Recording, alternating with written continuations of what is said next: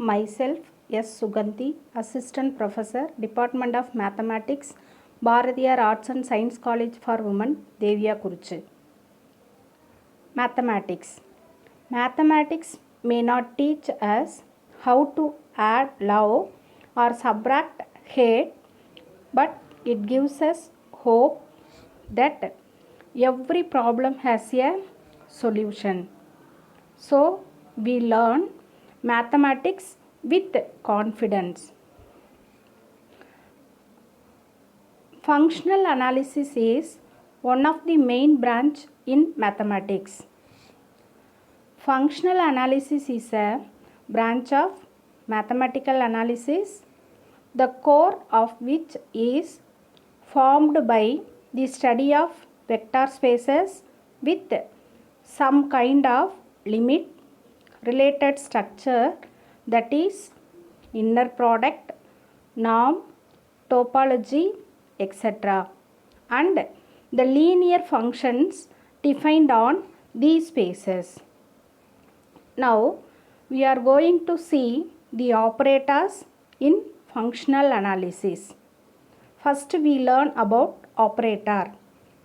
Operator theory is the study of linear operators on function spaces, beginning with differential operator and integral operators.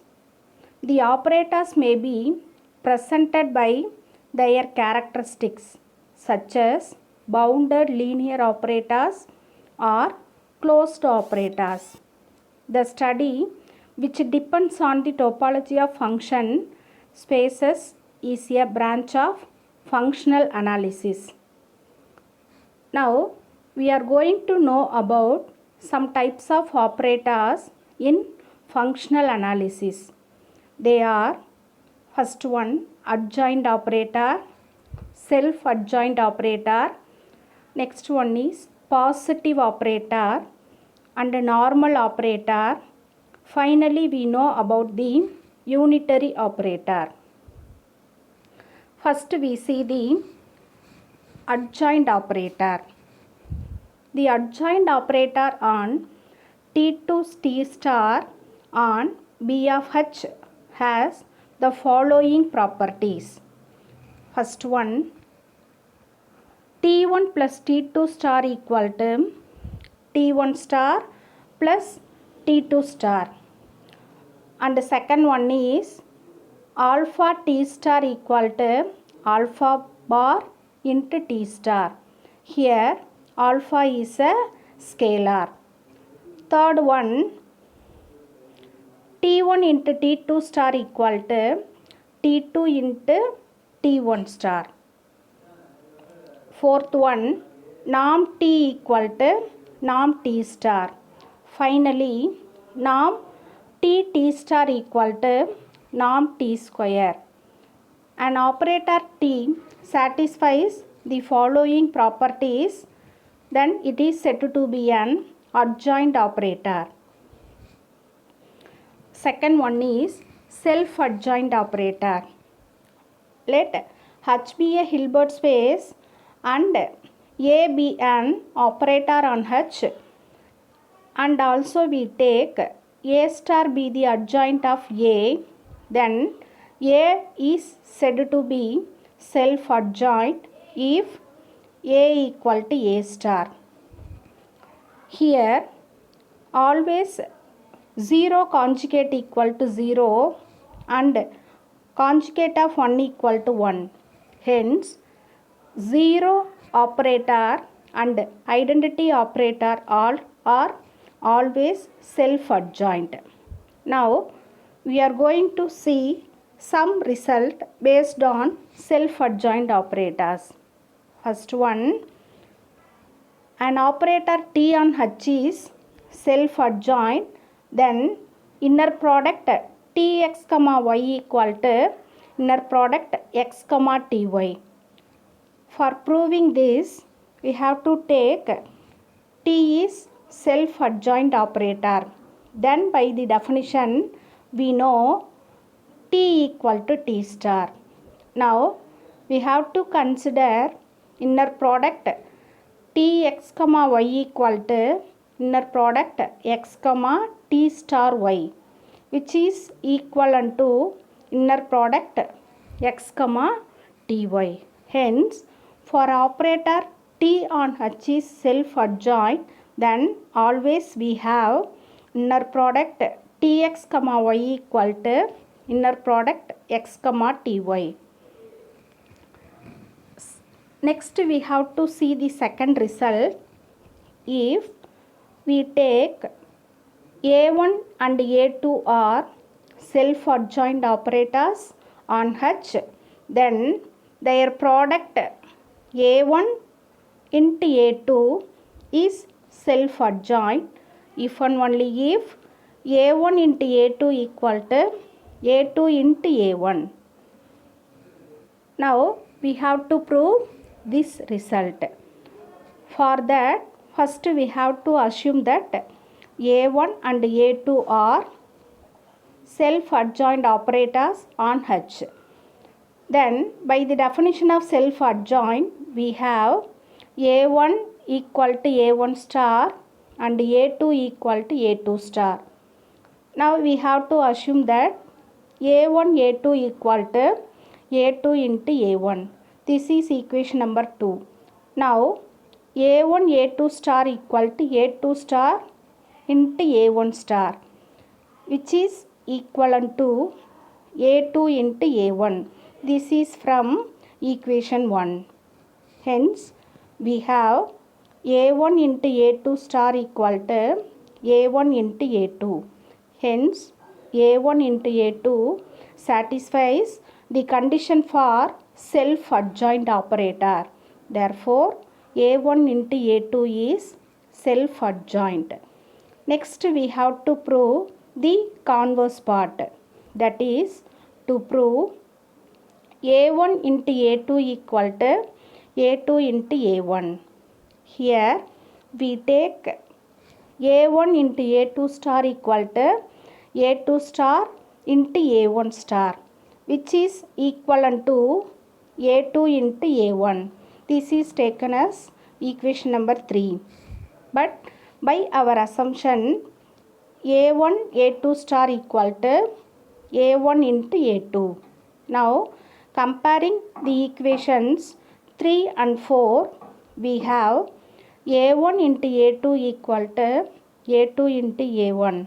Hence, we have a1 and a2 are self-adjoint operator on h, then their product a1 into a2 is also self-adjoint if and only if they satisfies the condition a1 into a2 equal to a2 into a1. Next, we have to learn about positive operator. A positive operator necessarily being the self-adjoint operator. That is, a self-adjoint operator A is said to be positive if A greater than or equal to 0.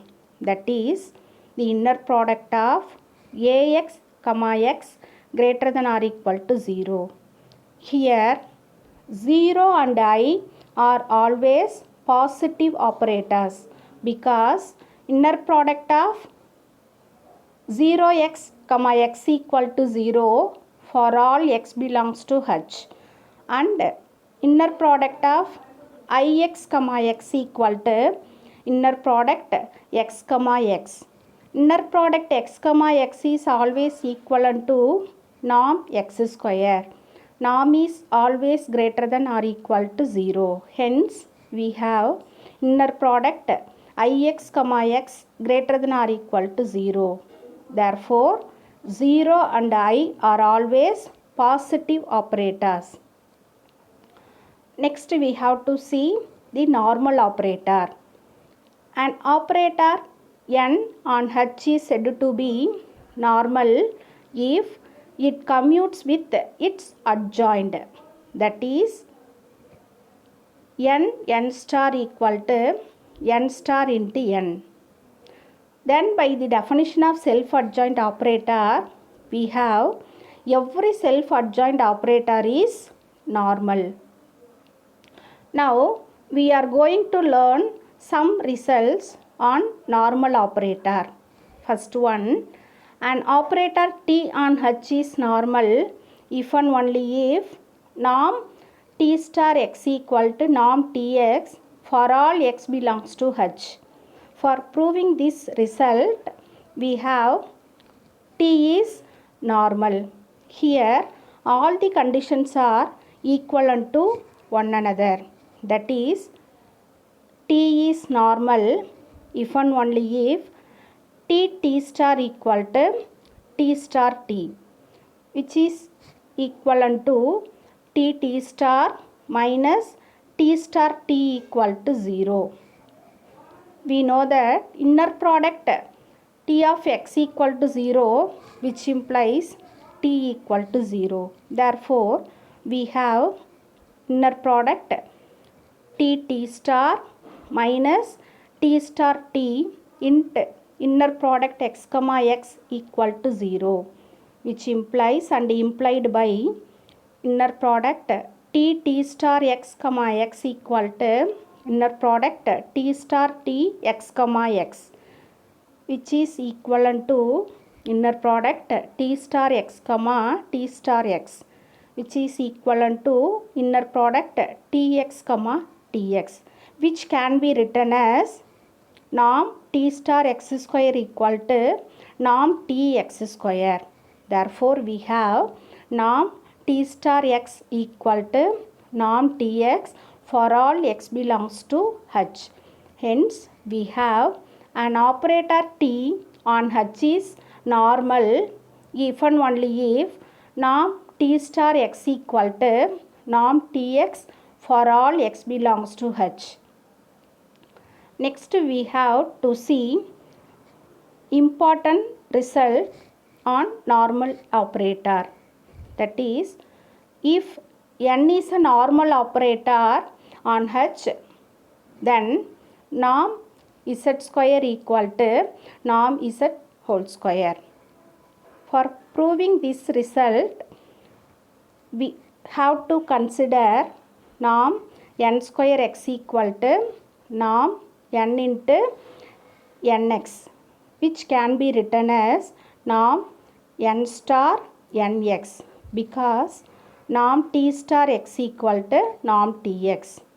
But already we know the norm of an operator norm n square equal to supremum of norm n square x such that norm x less than or equal to 1, which can be written as supremum of norm n star nx such that norm x less than or equal to 1, which is equivalent to norm n star n. This is from the definition of operator norm, which is equivalent to norm n whole square. Hence, we have for normal operator n, norm n square equal to norm n whole square. Next, we have to know the definition for unitary operator. An operator U on H satisfies the equation u star equal to u star u equal to I. Then A is called an unitary operator. Hence, from the definition of unitary operator, we have every unitary operator is a normal operator. In next video, we have to see more results using these operators. Thank you.